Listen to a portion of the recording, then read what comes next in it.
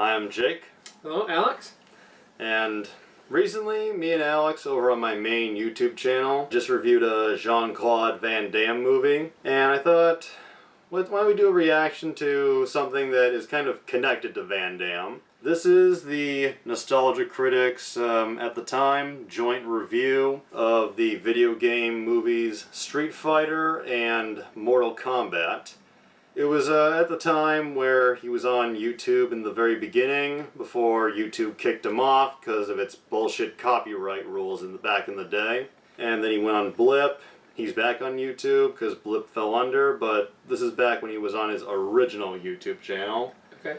Back when YouTube had a 10-minute time limit on their videos, so these reviews are relatively shorter, but it's still the NC.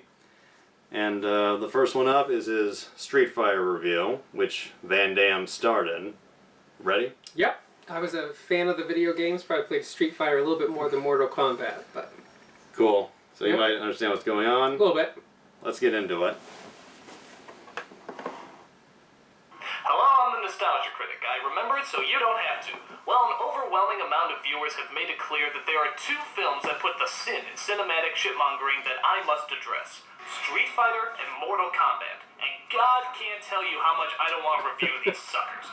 If someone gave me a choice between sitting through these movies again and being crucified, I'd say, grab the nail gun, I hear there's a lumber sale at Home Depot's. Both of these movies are based on the best fighting games that ever hit the arcades. Street Fighter 2 for its speed and gameplay, and Mortal Kombat for its violence and gore. But luckily, all that violence and gore had absolutely no disturbing side effects on our decent childhoods. I'm sorry, I have to do that every 12 minutes. Now, both of these movies came out around the same time, so we got a double dose of disappointment that summer. But, to keep it simple, let's review the first film that came out that year, Street Fighter. So what's the main problem with this piece of shit of a movie? 4 syllables. Jean-Claude Van Damme. Okay. Van Damme is like the poor man's Chuck Norris. The guy you get if you think Steven Seagal is too classy for your movie. He knows martial arts, but he often It's forgets the other way that you need around. a personality in order to be interesting. Anytime, dickhead. The only bigger insult to having a bad actor in a bad film is having a good actor in a bad film. Enter Raul Julia as the villain M. Bison.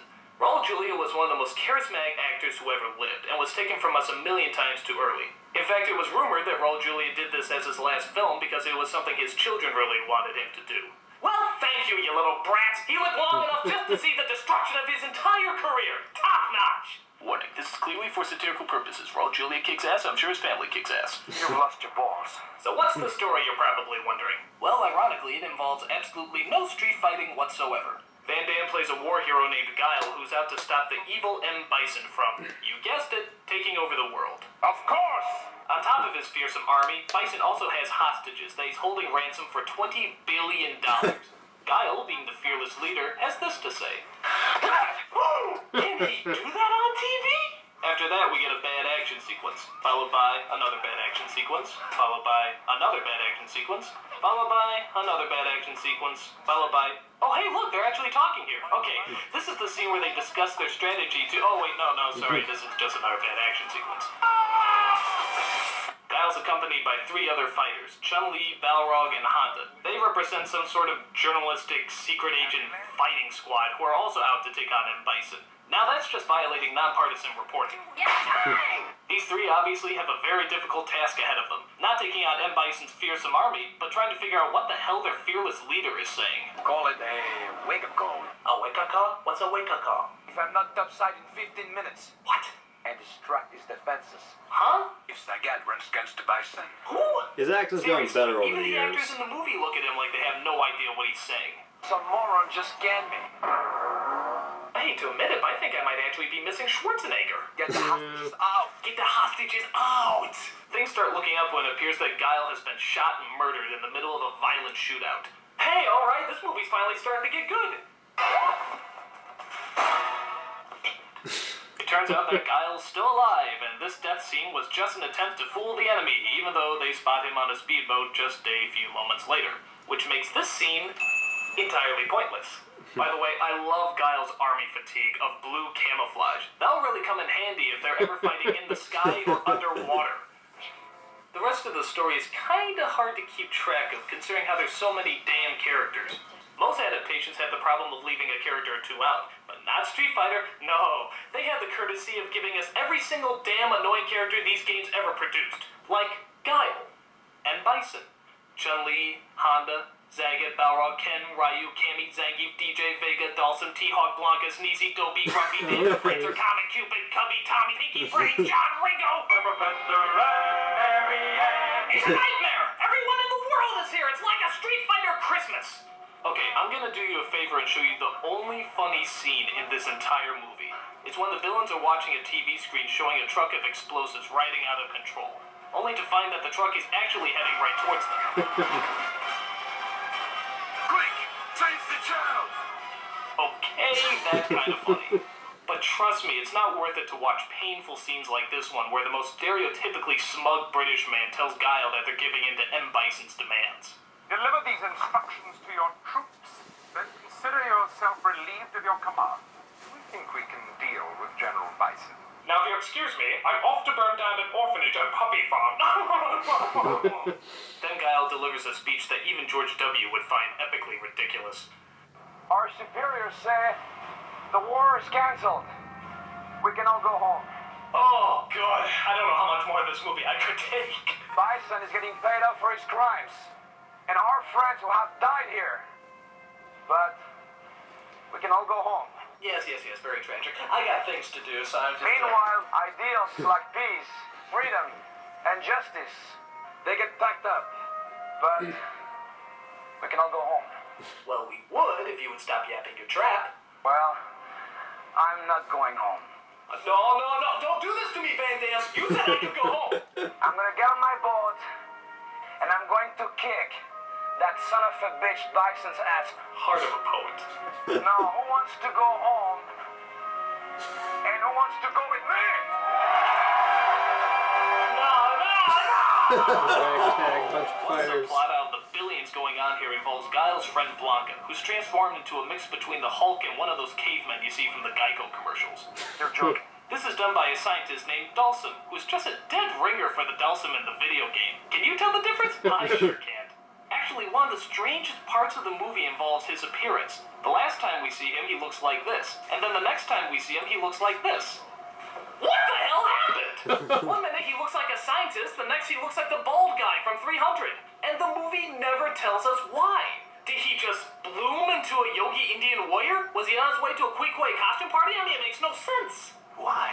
So after an onslaught of bad lines and lame action scenes, we finally get to the showdown between Guile and M. Bison. Granted, Bison's Those army eyes. is totally outnumbered and all they have to do is shoot him in order to end this stupid war. But nope, Guile wants to risk thousands of lives so he can show off his cool hand-to-hand combat moves. Okay. A 30-year-old heavyweight takes on a 50-year-old dictator? Gee, I wonder who's gonna win. What a shock.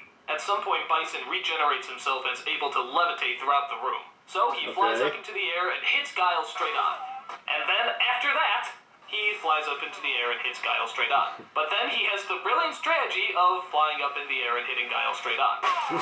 I think finally the 12th time he does this, Guile gets an idea. Maybe he should hit him.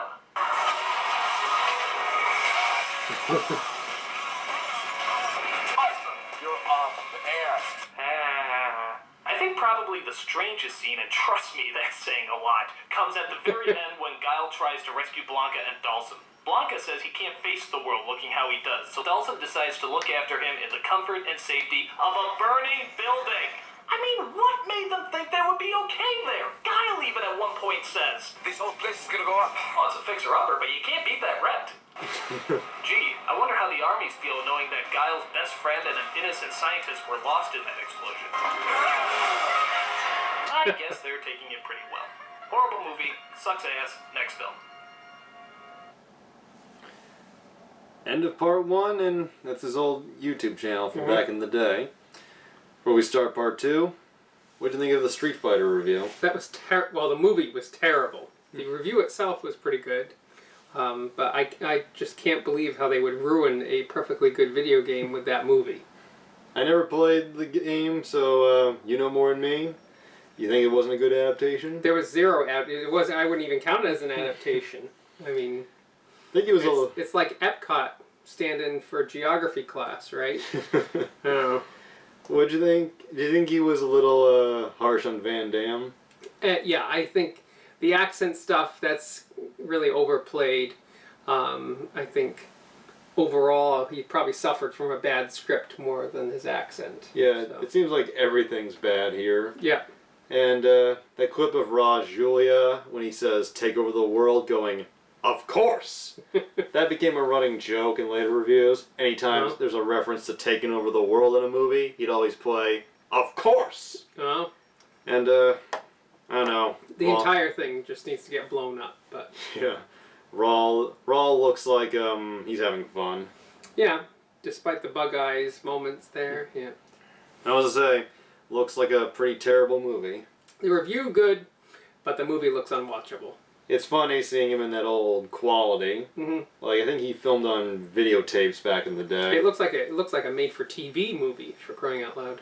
And also, you can see at the bottom of the screen and when he plays clips from the movie, the little ripple you get from VHSs. Oh, yeah, yeah. Which is just a funny retro thing to see. Anyway, we're moving on to Mortal Kombat, which is based on the game, which has a character which was inspired by Jean-Claude Van Damme, Johnny Cage. Can't get any worse. Or maybe. We'll see. Here we go. That same year, Mortal Kombat came out, and you'd think we would have learned our lesson with Street Fighter, but the fact is the advertising for this movie was actually pretty good. It looked just like the game, the special effects were kind of cool, and it had that techno beat you could never get out of your head.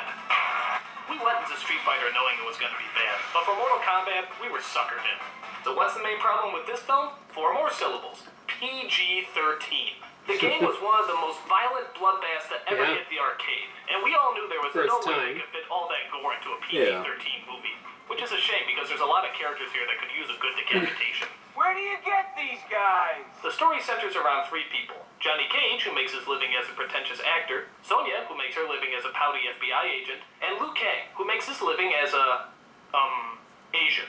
Accompanying them is a mystical something or other known as Raiden, played by Christopher Lambert, who sounds a little bit like Peter Lorre after drinking 1 million sandpaper martinis. The great tournament was too much responsibility. Responsibility! They're summoned to do battle in a supernatural tournament known as Mortal Kombat, spelled with a K, not a C. Because it's more threatening? All of them entered the tournament for different reasons. Sonya, because she's after a killer named Kano, Johnny Cage, because he thinks it'll help his career, and Liu Kang, because he's, Asian. All these characters are pretty annoying, but it's Johnny Cage's one-liners that really make you want to kill yourself. You want me to carry your luggage? I pay money, you carry the bags. Thank God I didn't ask him to park the car. The tournament is run by the soul-sucking psychopath Shang Tsung, and of course his goal is to, that's right, take over the world. Of course! Where the hell are we? Do I look like your travel agent? We find out later that Kano is actually working for Shang Tsung and is ordered to defeat Sonya at the tournament. Like most of the characters in this movie, this guy could have been really cool, but unfortunately, he talks. You know, one-on-one, man-to-man, hand-to-hand. Oh, come on, I just got done watching Van Damme. Don't put me through another annoying accent. Almost lost my lunch. I know the feeling. He's also accompanied by fighter Sub-Zero, who gives new meaning to the term cold shoulder, and Scorpion, whose hand looks like a vagina being penetrated. Well, it does! Disgusting. Both these characters are pretty cool, but maybe that's because they don't talk throughout the entire movie. For all we know, they could have Jamaican accents or something. Who's the big hot bag of air who doesn't bathe and doesn't care? Then there's also the creature known as Goro, who's also serving Shang Tsung. And let me tell you, you can really tell he's been working on his forearms. He's said to be an alien prince, but I don't know. I think he looks an awful lot like the human prince to me. He's a pretty decent effect, despite the fact that his lip movements are about as accurate as a sock puppet's. This beauty mortal will be no crumb. Oh, wait a minute. Cage is about to do something funny.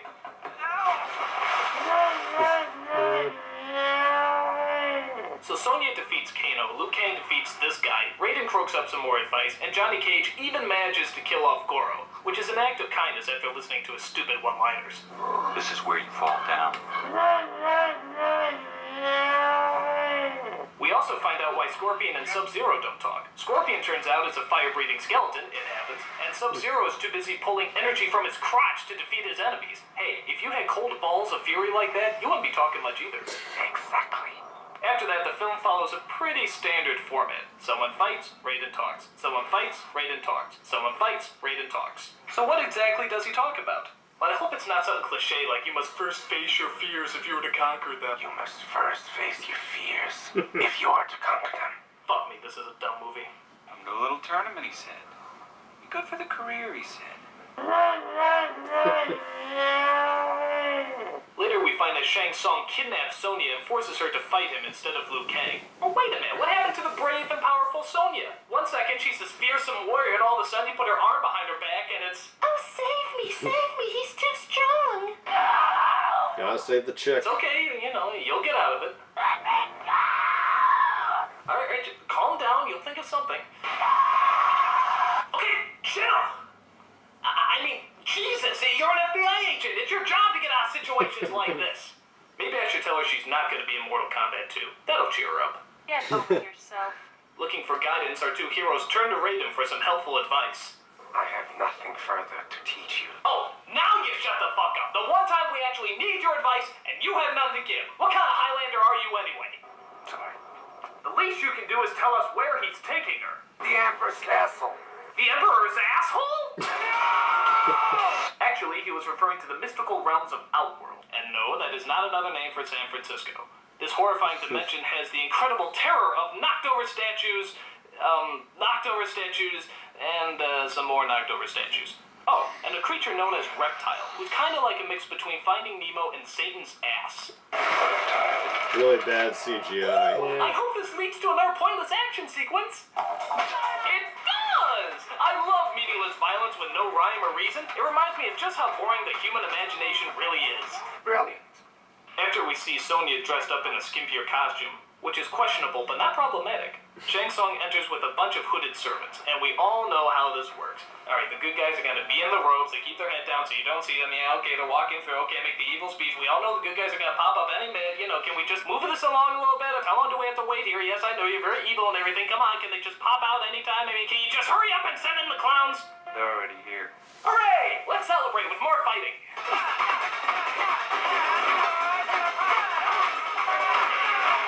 And how about another stupid Johnny Cage line? Nice dress. Okay, seriously, no more Johnny Cage jokes. I just can't shrug anymore. Enough! So Liu Kang defeats Shang Tsung, rescues Sonya, sets free all the little Casper ghosts, and they live happily ever after. Or do they?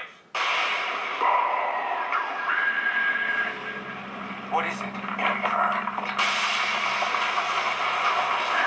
Weak, pathetic fools. I've come for your souls. I don't think so. Well, I do.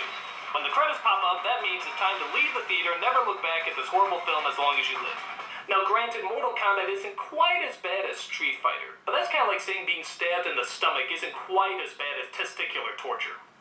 Bottom line, these movies suck. The games are great, but these movies suck. They're horrible. They're horror terrible. If I had a choice of seeing these movies again and crawling across a street of broken glass on my belly with my thigh open, only to be greeted by a pack of rabid wolverines who not only want to eat me, but also rape me, I'd probably see the movies again. But it's close. Very, very close. Like a gnat's wing. I'm the Nostalgia Critic. I remember it so you don't have to. Game over! Classic Nostalgia Critic. What'd you think? Again, the review good. I think he captured the essence of Mortal Kombat, the movie, pretty well. I liked how he was able to pull out the Johnny Cage lines and just added the humor to that. So, And that whole shrugging when something goofy happens, that's another running joke he did for many years. the movie itself, I mean, it is, I agree with him, it is slightly better than the Street Fighter movies. At least it stuck to the basic premise of the video game. Yeah. I think that's what it had going for it. But like you said, the effects just were Horrible. not good. Yeah. Just look like those terrible commercials you saw, like, you know, with the where they have a CGI character. Mm-hmm. They made a sequel 2 years later, Mortal Kombat Annihilation, and we'll probably react to that at some point in the future. But the catchphrase for that movie was "Destroy all expectations." Oh, I think this one already did, but yeah, plot line's contrived. The acting's just bad. I don't even understand the Johnny Cage connection inside of this movie, but And interesting to see Doug in his early years, and mm-hmm. a few differences. One, it's full screen as opposed to widescreen, Mm-hmm. and his hat is kind of different than the one he usually has. Like this one's a little smaller looking. Mm-hmm. Format has changed a lot, but he's still got that snarky wit to him. Yeah, and that's the true appeal of his show. Yeah.